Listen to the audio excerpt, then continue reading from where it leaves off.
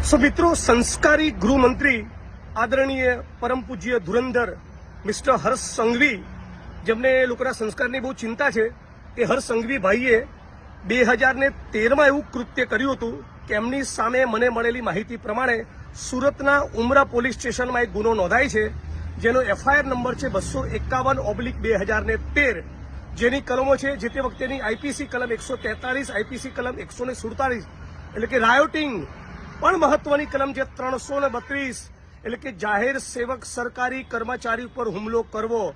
જી હા, ગુજરાતના નાયબ મુખ્યમંત્રી હોમ મિનિસ્ટર હર્ષ સંઘવી ઉપર 2013માં સુરતના ઉમરા પોલીસ સ્ટેશનમાં એફઆઈઆર નંબર 251/2013 દરમિયાન આ કલમ 332 હેઠળ એક સરકારી કર્મચારી પર હુમલો કરવાનો ગુનો નોંધાયેલો. મારી શુદ્ધ જાણકારી મુજબ, સબ્જેક્ટ ટુ કરેક્શન, ભૂલ થતી હશે, હું જાહેરમાં સોરી કહીશ, પણ મારી શુદ્ધ જાણકારી પ્રમાણે જે જાહેર સેવક ઉપર હુમલાનો એમની ઉપર આરોપ હતો અને ગુનો દાખલ થયેલો, એ પોતે પોલીસ સબ ઇન્સ્પેક્ટર હતા. ગુજરાતમાં ભારતીય જનતા પાર્ટીના માણસો જે પોલીસના મિત્રોને મારી સામે ઉશ્કેરી રહ્યા છે, એ લોકો જાણે કે હર્ષ સંઘવી કેટલા સંસ્કારી છે, એમના સંસ્કાર કેટલા ઉજળા છે કે જાહેર સેવક પોલીસ કર્મીની ઉપર હુમલો કરવાનો આઈપીસીની કલમ 332 મુજબ એમની સામે ઉમરા પોલીસ સ્ટેશનમાં જે તે વખતે ગુનો દાખલ થયેલો. અને પછી આગળ જતા તમે સમજી શકો છો, કલમો નીકળી ગયેલી અને સાદી એકાદી કલમ કદાચ કોઈ બચી હતી.